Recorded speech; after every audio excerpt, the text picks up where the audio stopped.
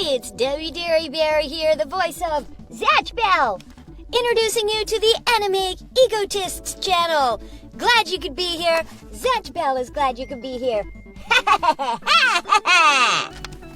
Enjoy! And welcome back to the Anime Egotists. My name's Alex, and I can count how many times I've gotten through the opening scene of Up without crying. It's zero times.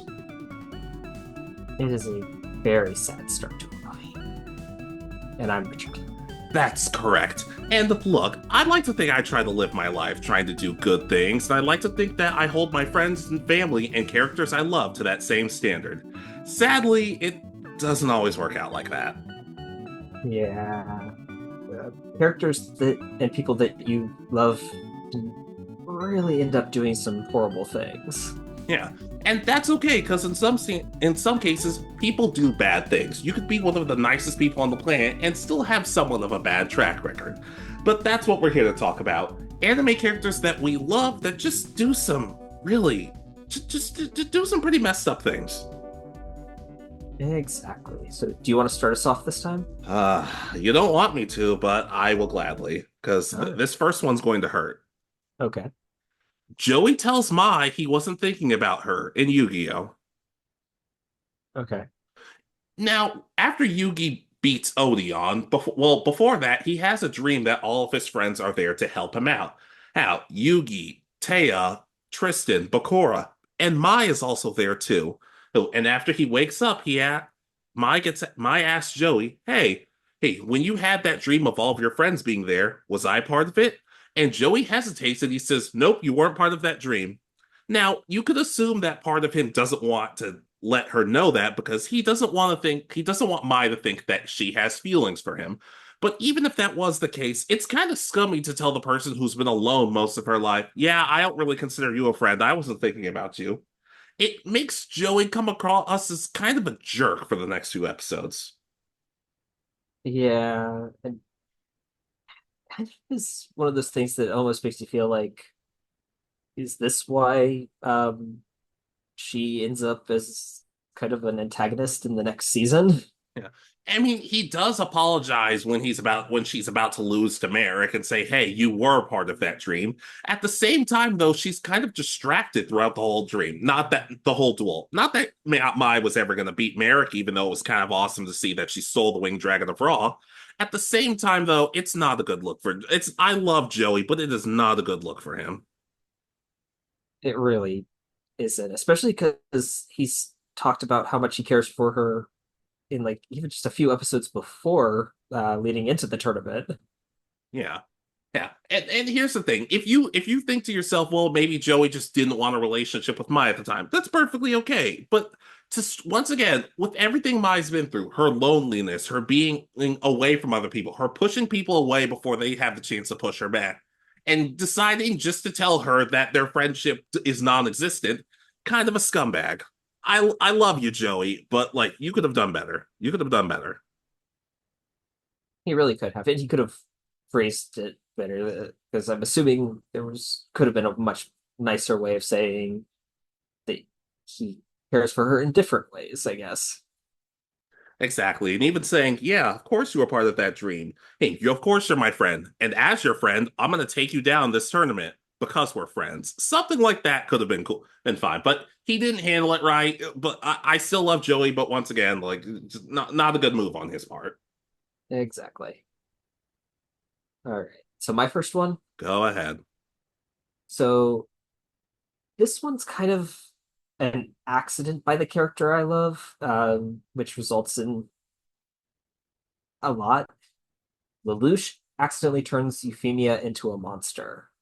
So again, I like Leliuch. His overall goal of making a better world for his sister and a more just world for in his viewpoint is really kind of an inspiring thing, and his willingness to sacrifice himself. But in this case, his older sister, who's one of the ones that's kind of trying to make all this peace and stuff with the different races that the Britannic Empire has taken over. He uses his Gios by mistake and turns her into Japanese killing machine. She like gathers this whole group that she had been making all these promises about a self-governing area, and she just starts shooting into the crowd. She had all these noble goals, and a simple turn of phrase that he uses turns her into a monster. And like one of the biggest chances for peace between the different races on that version of Earth goes up in smoke in a matter of seconds. Yeah, I try my best to kind of to sympathize with Lelouch in some cases, but good lord, he has a lot.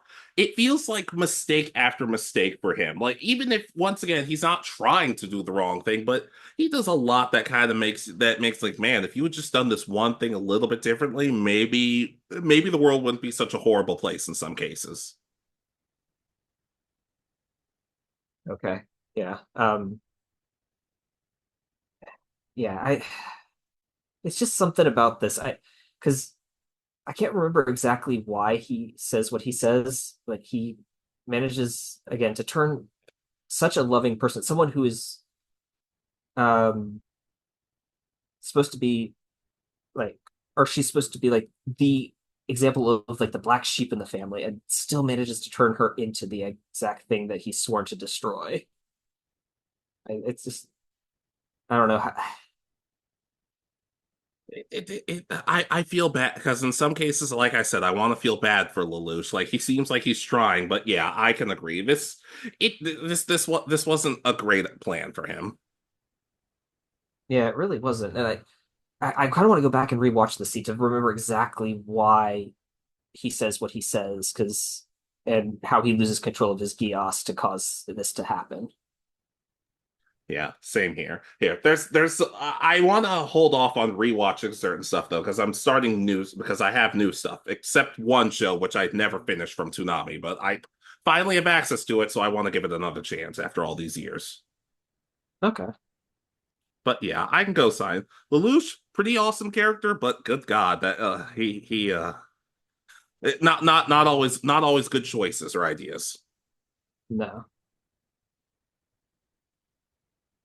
So my next one, Go right ahead. Soul body shaming Maka, Soul Eater. Yes. Like those so I like Soul. I really like Soul. I kind of have conflicting feelings on him at times, but I'd still say I love him. But the treatment of Maka that he has, especially early on in the series, kind of makes him seem like an ass. Yes, all the times where like they're trying to learn about Meisters and weapons are trying to learn about each other, and Soul's like, "Oh well, you're too stubborn. All you do is read, so you're boring. And you have fat ankles." Or when Spirit says, "Hey, you better not touch Maka," he says, "Why would I want a flat-chested girl like her?"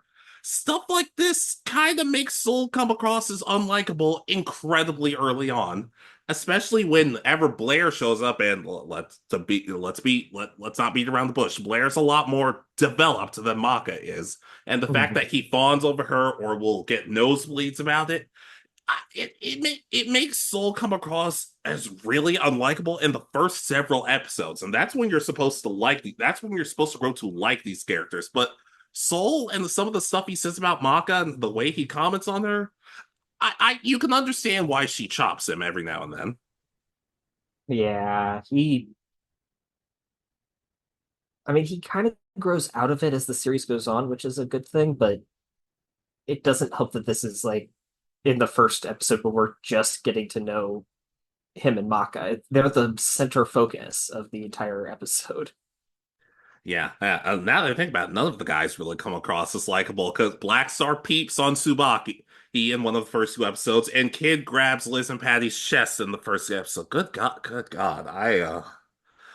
And don't get me wrong, I grow to love Soul. I grow to love Kid. I even grow to love Black Star. But like Soul in particular came across as because let's also think about this. Maka hates her dad because her dad was kind of a ladies' man, a little too forward with some other women and kind of a cheater.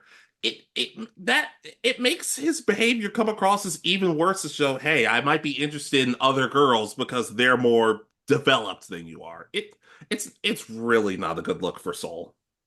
It really is, and yeah, I don't know. There's just I definitely understand why this is on your list it because it happens for those first few, like almost like that first season kind of time frame before they change. Like in the second season, they drop a lot of it. Yeah. Yeah, and it's like I said with Joey and Mai. If Soul was just like, look, I care about Maka, she's my closest friend, and I just don't see her that way, that's completely different. But just kind of throwing her under the bus just kind of feels a little scummy.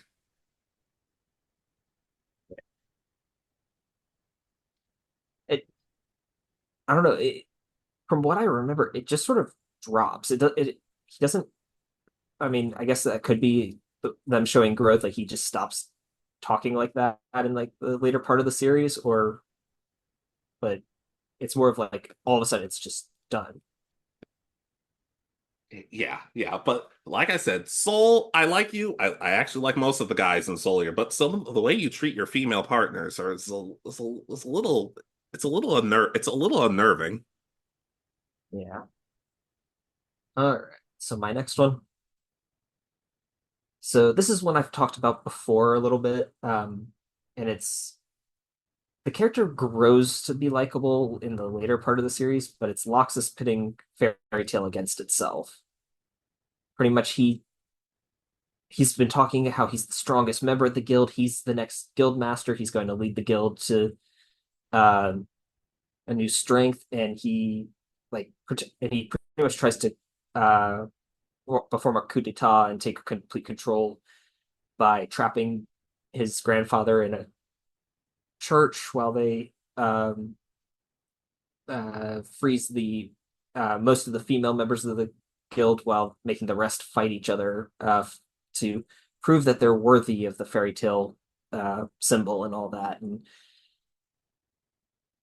that it brings out the worst in so many of the guild members and forces them to fight. It brings out some really great moments, like Mira Jane's first use of magic in the series and her growth and all that. And but I don't know. There's just part of me that just struggles with this arc because it's so focused on like friends fighting friends to try to remain in fairy tale, and it's like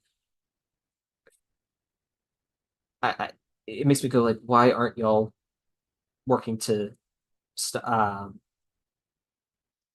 to stop him from doing this and going after his group that's doing it? There's three disciples. It's like, why aren't y'all ganging up on them, kind of thing, or not fighting and all that? And I don't know, just little things like that. So it kind of makes a whole like all the side characters look kind of poor in this part of the series. Yeah, but specifically, Laxus is the one that you were kind of peeved at for this. Yeah, because I grow to like him more and more just because of his growth in the later part of the series when he comes kind of back into fairy tale. It feels like that there should I don't know, just because of how antagonistic he is here, it's like I can understand why later in the series his grandfather's less like, yes, you're back because you came in and stepped up and returned to truly support fairy tale, but you're I'm trying to think of how to put it. But you've just putting all these people against each other that are supposed to pretty much be this found family and being the cause of all this pain and suffering during this arc is a lot to try to overcome. Yeah, I agree. Even from what I remember, like like I said, like you said, he does grow to be better and grow to at least try to want to redeem himself. But the fact that you did this in the first place kind of makes me go, I don't know if I'd personally be able to forgive you. I know everybody else has, but I don't know. Yeah, there'd always be that lingering, what if they do it again? So it's Like, kind of like it's kind of like an Orochimaru in the sense of, hey, you seem like a good guy now, but remember we're watching you. exactly. Except this seems like it was handled better. Yeah. Yeah, Rather but than just have like one of his experiments watch over him. Well, I mean, to be fair with Orochimaru, he basically gained immortality. So he thought to himself, well, there's nothing really left for me to do that's evil. So I guess I'll be a good guy now. I'm not excusing the writing; it's still not good. But glad to know Laxus's writing was a little bit better. Yeah. All right. So your next one? All right, I had two moments from this series that I wanted to use, but I'll save the other moment for another day. Ponygon and friends are mean to Kiyo, Zatchbell. Okay. So after coming back from their trip, I guess I want to say it's their trip to London, Zatch and Kiyo find Ponygon and take him home. Zatch is very nice to Ponygon, and even Kiyo tries to be nice to Ponygon, but Ponygon keeps biting Kiyo, and basically physically abusing him. And when Kiyo's friends come over to visit, they think Ponygon's amazing, but Kiyo keeps getting abused and beaten up by Ponygon. And Kiyo finally snaps and throws Ponygon out. Yet for some reason, everybody and their mother says that Kiyo's the bad guy. This is really horrible behavior because it's not, it's even revealed that the reason Ponygon was hard on Kiyo was because Kiyo is in charge of Zatch as his partner for the Momoto War. And Zatch gets hurt in a lot of battles. But at the same time, though, Kiyo always stands up for Zatch. She wants to protect Zatch. She considers Zatch a friend or even a brother. And just Ponygon doesn't handle it well, and neither do Kiyo's friends for that matter. Basically crying and saying, you have to go save Ponygon. No, he doesn't. Ponygon needs to apologize, and he never does. Granted, Ponygon can't talk, but it's hard to side with anybody besides Kiyo in this episode, and it makes his friends come across as just despicable in some cases. Yeah, I remember this episode because like tries to pet. I remember he tries to pet Ponygon, I think multiple times in the episode, and to like just be friendly, and Ponygon like will always just turn and bite. So Yeah, and yeah, it's kind of the problem with like I've said before, or if you rewatch Zatch Bell, you realize that Kiyo's not a jerk just because everybody pushed him away, and then he became more of a jerk. So all of that, all his friends suddenly turning on him makes things kind of it kind of sucks. Especially like because Susie doesn't do anything about it, and I love Susie, but this was not good. This was not a good day for her. yeah, because yeah, I I remember this episode now. It kind of cuts into like the whole him making up with his friends. It's like well, he's trying to pet, and then he gets angry because I mean, when an animal or a creature bites you, you get angry. It's what Yeah, happens. Yeah, it's not it's oddly enough the school bully Kane. I don't think he was even in this. So at that point, I kind of thought, I don't even know if Kane and Kiyo are friends at this point. But I think Kane might be my favorite one of Kiyo's friends at this point because you're all losing points for me. Yeah, and they're not being nice at all about it because I seem to remember they get very mean about it. Yeah. You wonder why Kiyo made that super spicy curry for all of them. I think that was payback. Probably. Yeah. Still, I love Kiyo's friends. But upon rewatching this episode, I like them all considerably less, and I like Ponygon significantly less during this episode. It's a good thing the Ancient Momoto arc redeemed him for me, but like it's still not a good moment. Yeah, I can understand. I'll co-sign onto this. All right, what's your next one? So my next one is Naofumi uses slaves. So From uh the Rising of the Shield Hero. Gotcha. So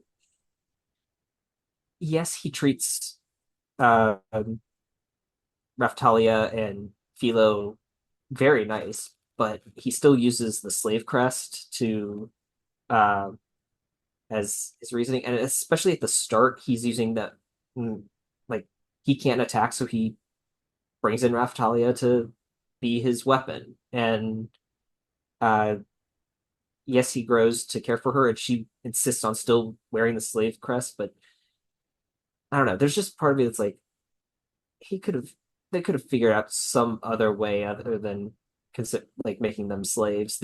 They have all the freedom in the world pretty much because they of how he treats them, but I don't know, just the idea, and then the fact that he supports it, because at one point uh he's attacked by knights of the king, who's the kind of one of the main antagonists, and he arrests them and sends them to a country that will that supports him and will and sells them into slavery. So it's one of those things like he just it's like, why are you supporting this? I know because he kind of uses it to boost like his party's strength. They all have slave crests because it allows him to transfer his strength to them. But I don't know. I just don't like that part of the mechanic of the universe. Yeah. You know, there's this chapter in the Beelzebub manga where Oga has his demon crest and he gives it to the rest of his friends to power them up during fights, but it never feels like they're his slaves. It's just like, hey, we all have a connection with each other. We've been fighting for so long, and this crest is not a mark of you being my underlings. It's that we're all friends and we're going to take these guys down. Something like that seems like it may have worked in this case, but the whole slave thing, yeah, I agree. It's a kind of a bit of a turnoff for him. Yeah, I mean, if it had been maybe like if they had found a way of editing it so they're still getting the boost, but they don't have to always listen, because technically he could say, "Y'all run away," and if they say no, they would get like tortured by the symbol on their chest. So it's one of those things like, okay, be can we find a way of updating this where they get a like a it's just an edit. It seems like it would be a way of editing it to make it better. Yeah, that doesn't sound good. It kind of reminds me of the mechanic in Shadows of War. Like, hey, these orcs you're helping, hey, you can save their lives when they're being attacked. You can help them during fights. You can do all this nice stuff for them, but you're still treating them like you're slaves. And the game lets you know you're not the good guy in this situation. Hmm. Yeah, it's very similar to that, Hmm. but the strange part is it's like, but all his slaves like him, so that's even weirder. Yeah, that it gets like that in Shadows of War. Are there any slaves that sing like your favorite orc? Um, I mean, Philo does. There's actually like there was a music video in season three, I think. You mean like that the creators did, or did that the character said, "Hey, let's make a music video"? They had her sing in like in a pub in the world, and they used it as a music video for, I guess her voice actress does songs. So Okay, I was gonna say because if this fantasy world is saying let's make music videos, that's all the more confusing. mhm. But yeah, so now Fubi, you're one who seems to care so much for these people, but yet you could torture them by giving them impossible orders or something that you know that they won't listen to, and it will torture them. Figure out a way around this where they could still gain the boosts to like their experience and all that without this, because you're also a genius. Yeah, I can co-sign on. I still don't know if I'll ever give this show a chance just based on the first episode, but it's Yeah, nice to know that it still has its perks. yeah. All right, your next one. Bulma uses the Dragon Balls for butt lift and eyelash extension. Dragon Ball superhero. I mean, it's not the worst thing, No, but no, no, yeah, no, no, it's no, no, no, no, no. Here's the thing. Okay, so a lot of people say Bulma doesn't get enough credit for all the awesome stuff she does in the Dragon Ball franchise, and I completely agree. But I also want to push back on that because you could also argue she doesn't get enough flack for some of the stupid things she does, and this is kind of one of those things. She summons the dragon and she wishes for a butt lift and eyelash extensions. Now, granted, during superhero, you would think, oh, I wish Goku and Vegeta would show up and help Gohan and the others fight against the androids or Cell Max or whatever is happening. Hey, but she doesn't do that. Now, and obviously, this is Piccolo. This is Piccolo and Gohan's movie. Well, technically, it was just supposed to be Piccolo's movie, but Gohan apparently they add at the last minute. But it like had they not had the situation in hand, everybody would have died because of selfish wishes. And I understand part of Bulma's flaws are she can be selfish and short-sighted. I'm not arguing that that's it's not a bad thing for a character to have flaws per se, but it just comes across as ridiculously stupid. At least with Frieza saying, I want to use the Dragon Balls to grow 5 centimeters taller. Actually, no, I have nothing for that. But still, Bulma screwed up. But it was a stupid move by her. Yeah, and her reasoning being that well, Saiyans don't age, so she's got to keep up in some way. It's like you're also a millionaire. You could have had this done by plastic surgeons if you really wanted it, and Yeah. hired the good ones that make sure it's done right. You think Shenron has to be sick of these idiots, doesn't he? Yeah, he's probably used to like being woken up like once a century at this point, and he's been woken up like once a year. I like at least like, and the funny thing is, apparently that's the first time she specifically has wished on the Dragon Balls, which I find, which now that I think about it, is sort of odd. But heck, even in the Buu saga, when Yamcha makes a wish, Yamcha's wishes bring back everybody who was killed in the tournament today. Thanks a lot, Vegeta. Really good job with that. But it's just it's not a good look, and the fact that Shenron's just like okay, like you'd think at some point he'd be like, no, I'm not doing that. That is not within my power. It isn't? Well, I don't want to do it. I'm just glad.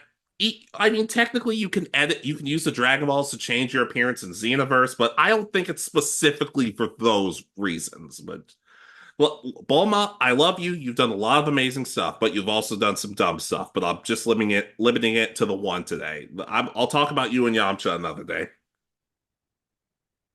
All right. So my next one. So I put Koro Sensei's former life from Assassination Classroom. Okay. So as the series goes on, and we learn that he was actually human that got transformed using antimatter into the tentacle monster that he is. But we learned that he was like a notorious assassin. He was like one of the best, had over 1,000 kills. It's one of those things like every other time you see him when he gets angry and upset, but it's for a good reason, and he doesn't actually like do anything to harm anybody. He just does he all he wants to do is honor the woman he loved and teach this class now. But when you learn that to survive, he became like the greatest assassin in the world and killed people mercilessly until he found someone who truly cared for him. It's just like such a shock. And while you don't get to see more than like a couple passing moments of it, it's still one of those things like, wow, this guy really was actually a monster. It was just not the one we thought he was. Yeah, yeah, and I'm glad you bring that up because people kind of tend to gloss over like, oh, he helped the kid so much. He did. He redeemed himself. Like he became nicer. He did. But that doesn't excuse what you did. Like you were killing people whether they deserve it or not. You're still killing people. And then he trains his kind of apprentice who took on his mantle as I forgot if it's like Diablo or Grim Reaper. I forgot what it was, but he literally trained someone who became an assassin that was pretty much just as notorious as he was, who betrays him and to the group that turns him into the monster or into the tentacle being. Oh, but he got betrayed by he got betrayed by somebody who he helped mold into a bad person. Who could have seen that coming? Exactly. So his former life as an assassin, it's a lot, but it leads him to eventually finding the right uh, point in his life. Yeah. Would you say this was like the idea that he was a killer? Would you say it added to the story, or do you feel like it took away from it? It, I think it is. I can take it or leave it. I mean, I think the way they tell it's done well because it explains a lot of why he understands like when other assassins come after him that are hired by the government, he understands their minds, motivations, and skills because he's implemented them himself. But uh, I can also see it being more focused that all his abilities come from just having been transformed into the creature thing he is. Yeah. Yeah, but as much as we all love Koro Sensei, yeah, let's not let's like he was not always a good person. Octopus, you know what I mean. Alien tentacle monster thing. I wish I could pretend like there's not that many of those, but sadly there are. All right. So I believe it's honorable mentions time, right? That's correct. All right. Kurumi's hacking results in tons of dangerous weapons gone to the enemy. Lycoris recoil. Okay. All right, so we meet Kurumi pretty early on in the series. She's a hacker who joins the gang, and she's pretty helpful. Unfortunately, we also realize that when Majima and his gang all have a bunch of dangerous weapons that have been killing other Lycorises, it's revealed that Kurumi was the one who helped them get the weapons. She hacked into the DA, got the weapons hacked, and it's also revealed that that's also the mission where all that went down was also the one where Takina uh, disobeyed an order and got fired or demoted or whatever ends up happening with her. Now, in some cases, you could argue, well, Kurumi, that led to Takina and Chisato becoming friends and working together. But with all those dangerous weapons, she got a lot of Lycorises killed and almost got Chisato killed had they not realized what was going on in that exact moment. Honorable mention because she does own up to it eventually, and she does everything in her power to help people and save their lives. But it's kind of hard. In some cases, you understand why some of the characters are pretty pissed at her in that moment. I could definitely understand why this is on your list because I remember because I've seen the first few episodes of The Chorus Recoil, and there, when we meet her, she's hiding in something. I remember that. Like, I guess I think it's a type of costume. Give me a second. yeah, it's like a bear costume or something, right? But I thought it was a squirrel of some time, but somebody's corrected me on that. Just keep going. It's okay. and so is her whole goal to sneak in and be able to hack them? Is that at this point, like, because she's acts like she's trying to get away from the other group to, uh, because they've done something or I don't know. It's just kind of weird. Yeah, it doesn't even necessarily portray her as a bad person, but I guess in some cases you could argue, well, she's been on her own for so long and well, they never say her age, but she's practically a child. So maybe all this time later she was getting paid to do this stuff. And in her defense, she didn't know Chisato and Takina at the time. So it's not like she was going, oh, I'm going to screw these people over. It's just now it's just maybe it was just a case of I did this to protect myself, and because if I do it, I could take care of myself. I could take care of myself. Well, like I said, honorable mention because she does grow to help her friend, and she does own up to it. And even Takina deep down's like, hey, as long as you help us with our mission, I forgive you. It's still, Kurumi, you did something bad. Okay. Yeah, because I haven't gotten to this point in the series because I just haven't been watching much lately.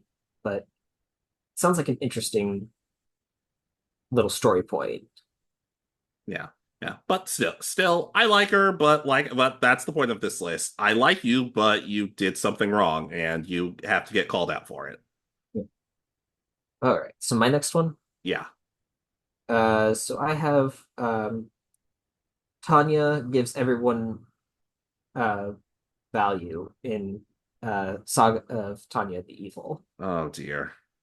So I don't know why, 'cause she is a sociopath pretty much, and but she's a lot of fun to kind of follow in this series, which is I guess why I like her. But she pretty much puts based on what you can do for her and the group she fights for, she puts a value on your life, like on what missions she'll send you on. It's just the idea of doing that, like not holding like every life as important, but giving someone like even it's almost like a monetary value, if I remember correctly. Like you're worth so much more to me, so I'm gonna not send you on the suicide mission with the rest of them, kind of thing. Hooray. Yeah. So, but I don't know. I don't know why I like her, but that's why she's on this list. But she's an honorable mention because I do know she is not a good person.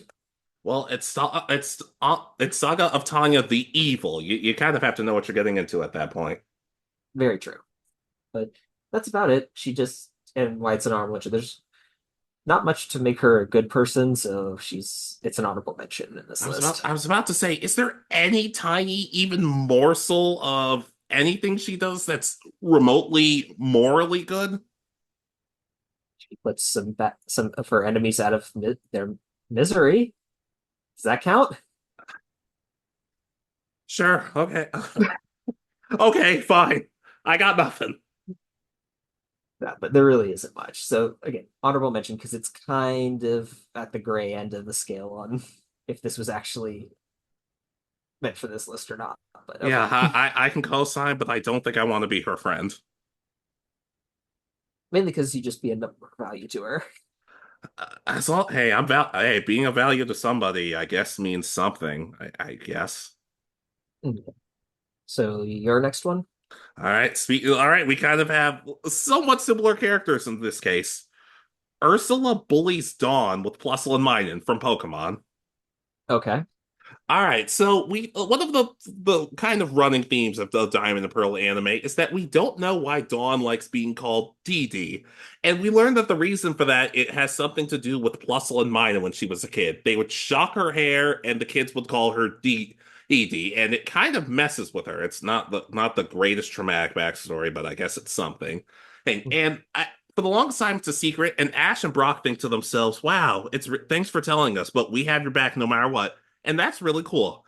Unfortunately, in that same contest episode, one of her rivals, Ursula, decides I'm going to use Plusle and Minun to get under Dawn's skin so I can win a contest. So you're telling me that you really want to win this contest just based on traumatizing your opponent? Oh dear God, it's kind of horrible. Fortunately, Dawn wins, but it like Ursula's not a good person. This you could argue that out of all the Pokemon characters and all the rivals, Ursula's not a good person. Yeah, from what I remember, a lot of the friends of Dawn from her past are really not nice to her and all that. Like because there's is it Kenny, right? Is the other That's one correct. that they are just kind of all bully her, Say call her what you DD, treat her bad. say what you want about Ursula, but at least she's straight up that she doesn't like Dawn. Kenny claims to be her friend, and he's a toxic person. Yeah. That being said, I've said before, and I guess technically, like you could say with Tanya, when I don't know why I like Ursula. I think there's part of her toxicness and pettiness that I kind of just start laughing at. Like I can't fully hate this character because you're so committed to hating. I low key want to take lessons from her. Yeah, I mean, she really is petty from what I remember.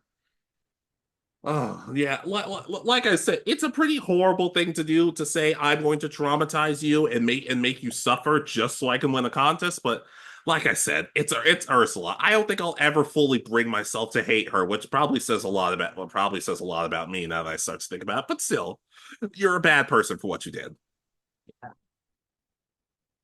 All right. So my next honorable mention, I put Ishi Sukasa from uh, Food Wars. So this is the first seat in the school. He's the kind of leader of the bad guys from like season 2 through like season 4. Um, he kind of overall because the school is all supposed to be focused on all these students becoming master chefs and becoming the like world's best chefs and all this by discovering their own way of cooking. But somewhere along the way, he kind of loses sight of that and thinks that only the best of the best should be like teaching cooking. And then they just show you like, okay, here's my recipe. Follow it step by step. It doesn't matter that there might be a chance to improve it and grow, which is the whole focus of a lot of the school and the clubs and all that is becoming like, how can I make this dish better and make it my own? Now it's everybody will make it my way. Everything becomes fast food. It's made one way, manufactured. That's how it is. It's all uh, that because he views his way of cooking is best. His So, and as the number one student, he gets his way pretty much. It especially gets kind of weird because cooking is kind of an art form, and so telling your artist just do it one way really isn't productive. I've had art teachers like that. It's never gone well. Exactly. He's sucks a lot of the soul, and eventually he kind of learns that the error of his ways by the fifth season, I think. It's whatever the final season is. He's kind of come around to realize other people can learn and grow and become that much better at cooking and become develop their own style because Soma and uh, Erina and all of them managed to defeat them and take back control of the school at that point. And you say you like this character? He's really nice. That's the thing. And in his mindset is that because the school is so strict, like it's like 5% of all students are the only ones that graduate from the school in the end and get the like title of top or whatever this diploma gets them. But his mindset is if I teach them how to cook like me, they will graduate and like more students will graduate and make it to the world of cooking, and everybody can try my cooking and because it's the best. So it's kind of a mindset of he thinks he's helping the students that he knows won't fully succeed, but again, he's stifling their creativity to be able to grow themselves. Yeah, I would not be a fan of that personally. It's nice to know that he has somewhat of a good reason for doing so, but yeah, I feel like there would have been a better way of going about it. Yeah, but that's why he's an honorable mention because he's a likable person, but he has these issues that his view of the world is kind of poor. Yeah, I can co-sign though. I can co-sign. Okay. Your next honorable mention? All right. Togame allows Choji to rule with an iron fist. Windbreaker. Okay. All right, so the main villains of the first, I guess technically the first part of Windbreaker are Shistorin, and they're bullies who claim to have power, but really they just pick on weak people. And the second in command, Togame, is one of the main, at first, is one of the main people who follows that philosophy. He's second in command, and he's kind of weird, but he is a dangerous, dangerous fighter. But we learn a little more about him down the line in his backstory. He didn't have a lot of friends growing up, and he stopped some people from robbing a stand. And afterwards, Choji, the head of Shistorin at the time, said, "Hey, you're really strong. Why don't you join our gang?" And Togame he does it, and he grows close with a lot of them. But one of Choji's kind of gimmick of the series is that he wants power. He feels like if I'm the strongest, yes, I can be free. Kind of similar to what you've told me about Luffy in One Piece. Luffy wants to be the Pirate King because it's the ultimate symbol of freedom. But Choji, when he sees weakness in his teammates, he beats them up and expels them from the gang.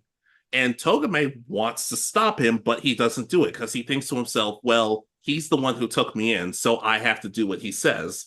And so he adopts the same philosophy and kind of becomes a jerk over it. Honorable mention because he does seem to want to grow out of it, and Shistorin and the main gang, Boferin, all do become friends at one point. But as much as I like him, like I said, I have to call you out. I have to call you out. You did something wrong. You could have stopped this earlier. Okay.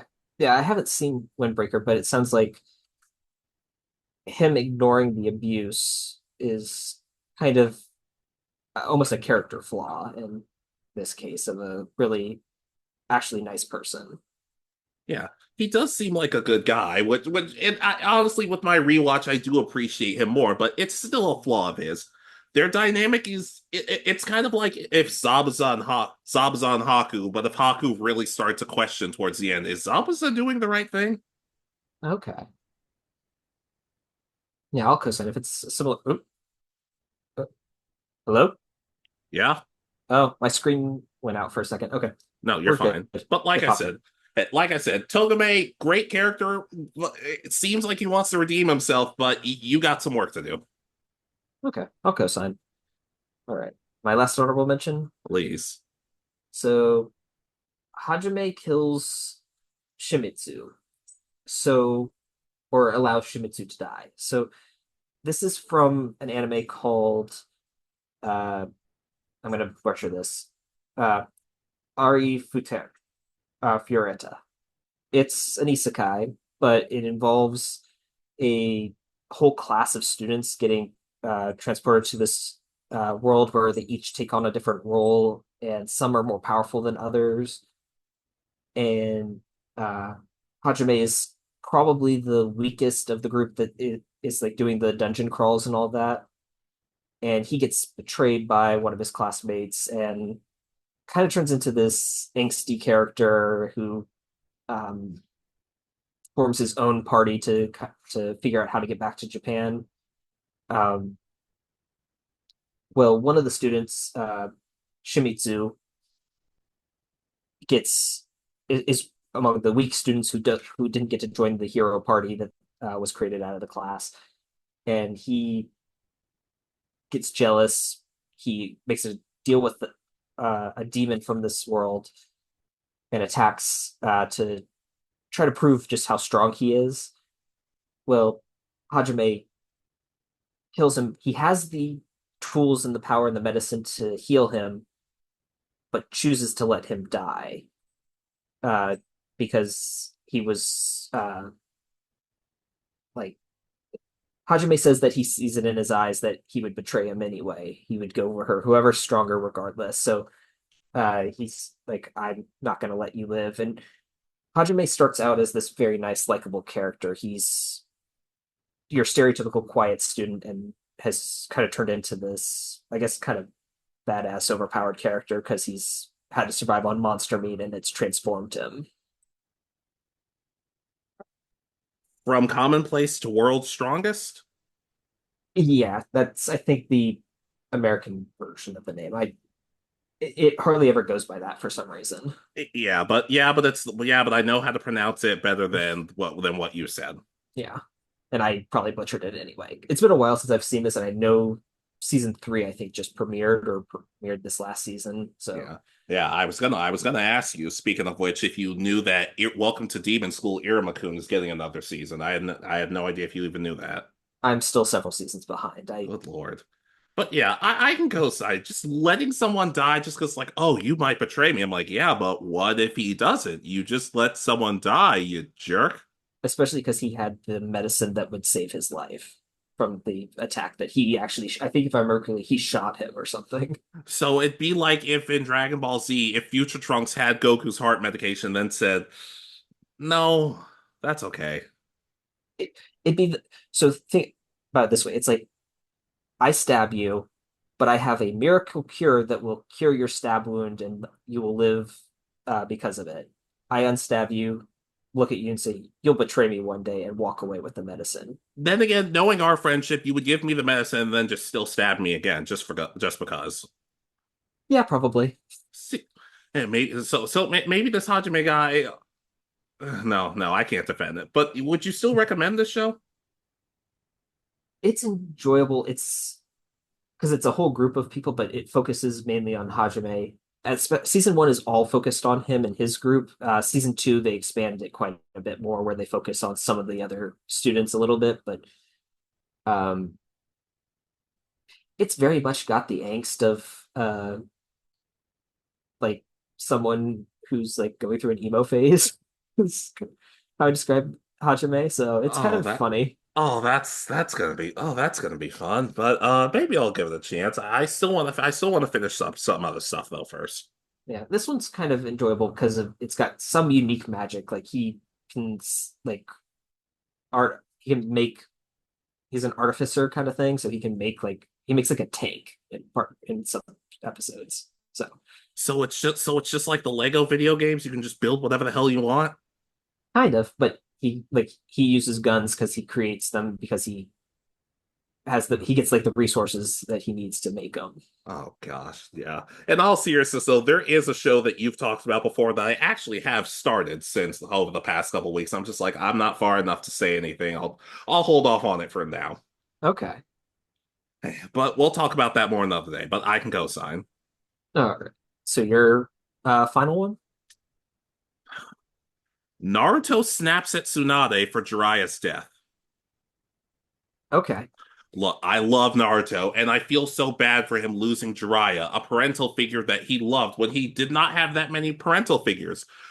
But snapping at Tsunade was not the way to handle it. When they let Naruto know, hey, Jiraiya has fallen in combat, he's gone. He snaps and he yells at Tsunade for saying, "Why'd you let the pervy sage go out and do that?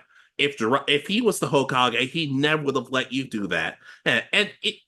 Look, you understand, Naruto's gone through a lot. He's suffering, he's grieving. But how do you think Tsunade feels? She's lost her brother, she's lost her fiance, and now she's lost one of her closest friends.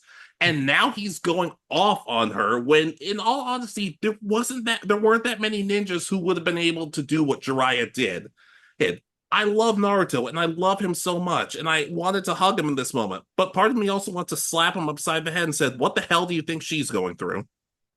Yeah, I mean, Jiraiya is, it's kind of implied that they actually, like, she's developed feelings for him kind of leading into these points. Like, he doesn't, I mean, yes, been in love with her since the beginning. He's admitted that, but it's kind of implied that she's now loved, kind of started to love him in that same way because he's grown and matured and shown her that he can be a great man. But for the most part, some of the pervy stuff was not fantastic. But at the same time, though, with everything she went through and how horrible she felt, I don't even recall Naruto ever saying, "Hey, that was super messed up of me. I'm sorry." Everybody gets mad at him, and he just sort of storms off. Yeah, and yeah, I can co-sign on this. Yes, he's grieving and he's in pain, but he doesn't consider what other people are going through. The fact that this is, I mean, Tsunade's probably best friend, maybe even someone she was considering sharing a life with. Uh, and then Kakashi probably had, well, I know he had some sort of relationship with him because they were, Minato was Jiraiya's student and then became, and Kakashi was his, and then they talked even back before they even became, uh, like Naruto became Kakashi's apprentice or student. So it's like there's other people that had a relationship. Yes, he was the closest thing you had to a father, I guess, at this point, but other people have also are grieving in their own ways. Yeah, especially, well, then again, part of me also kind of thinks to myself, wait, Jiraiya was Naruto's godfather, so what the hell took you so long to actually look after him? Yeah, because I always wondered that because it's like if you're the godfather, then why is Lord Third doing all the raising by leaving him alone in an apartment? Look, say what you want about the third Hokage, but at least he still like took Naruto at like he would still take Naruto out for ramen and spend time with him every now and then, and even like he even like did what everybody he did with everybody else, instill the will of fire, and Naruto still talks highly about the third Hokage. Hey, which is why it never makes sense to me why everybody's so hard on the guy. But at the same time, though, like I said, just circling back to Naruto, you were a jerk to Tsunade. I love you so much, Naruto, but you suck. You sucked in that and you sucked in this period. Yeah, yeah. I wish there was something where he'd like when he shows up on the battlefield, if he'd said something to Tsunade, then like because he kind of, I mean, she's in a coma almost until the war begins. Naruto gets sent away, I think, by her pretty much, and that's it. So it's like if he had shown up and apologized, especially after forgiving himself, like I could see him being one of those like he's not ready to forgive her this point, but then he having forgiven himself for uh all that in the training to master the Nine Tails, and him showing up and then apologizing to her for how he's acted to her. Yeah, I agree. But well, it's still like we all know he was grieving, but once again, it still wasn't an excuse. Still wasn't an excuse. Yeah. So I'll co-sign. It's especially because it would show his growth of understanding and how he treats people as well. All right. So my last one. So hero killer Stain kills heroes to try to fix hero society. for some reason, I think Killer Stain is the epitome of an anti-villain. He his goal is kind of makes sense, and is but the way he goes about it doesn't work. It's the story pretty much is that he was a hero student growing up, but when he got to his school and was starting to learn about it, he discovered that it's all about money. You make the most money as a hero, so you own your own agency. It's all about money, and he feels that the hero society needs to go back to a point where it's being a hero is about saving people and doing the right thing all the time. And he tries at first to do it through like getting like sharing his ideas, passing out pamphlets and stuff as a student and a young man. And then, but when nobody listens to him because, oh, the heroes are on TV and they're doing such a great job, it doesn't matter that they're doing it for money only. He kind of gets to the point where he feels like he can't change society the way he wants, so he's gonna fix the problem by force. So he starts killing heroes or injuring heroes to that he views as not actually heroic, the ones that are only doing it for money. It's implied that he makes mistakes by like attacking Tanya's older brother, who is a like hero who leads from the front lines with his group and always tries to do that. Yes, he makes money, but he doesn't. But he's more focused, it seems like, on saving people. So that's kind of where it's like I like his goal. I like his idea of the heroes need to be true heroes. You're doing this to help people, not to make money. But at the same time, though, you're still saving people. Yeah, but because it's heavily implied that there are heroes that are they'll take the easy job or do something. They have the ability to do a lot more, but oh, that part of the rescue doesn't make that much money, so I'm not going to focus on it, kind of thing. And Still, I don't think they deserve to die necessarily. no, and that's why that's the part that's like why he kind of fits this list. It's bad what he does to try to change society, but I like his ideas of there's some sort of change needs to happen because he's seeing the society that is kind of behind there, where the League of Villains is, where they feel that society has wronged them in some way and they want to take revenge. It's like because heroes weren't there because that's I don't get paid to help the homeless kid on under the bridge, so the villains got to him instead because they can So corrupt it. heroes do get paid in this show, in My Hero. Yeah, they own agencies, and for like arrests or rescues, they get paid. But if you're a homeless kid under the bridge, if the hero was to come up and say, "Hey, let me help you out and get you into a place that can help take care of you," you don't get paid for that sort of thing. But that's what he views as like the true heroic moments is coming to like regardless of if you get paid you for it, Yeah, you go to of help course, and someone. I understand that. But killing people over it, I can understand why some fans would be like, "Oh, dude, you're better than this, aren't you?" I think the reason I like it is because it makes you question though the society that they've built. It's like they've built this society where the heroes are held up to like viewed as gods almost in some cases, and yet they're fallible. And then of course you get places people like Endeavor who are really not good people who are considered heroes to the masses. This kind of reminds me of Pokemon Mystery Dungeon because in some cases there are teams who are like, well, we want the harder missions, not for the money, or we're not going to help these small kids because then we don't get anything. But your team's a team who's like, I don't care if we get paid, I don't care what we're doing, we're helping these people, these Pokemon. You get what I mean? Yeah, exactly. He's not again the way he goes about doing it. I liked his ideas of trying to get the masses to want the change originally, where he was trying to make the change happen the right way, but he fails and becomes what he's pretty much sworn to hate, is as he is a hero student. I don't know if he's a dropout or if he completed, because they don't really describe if he is or not.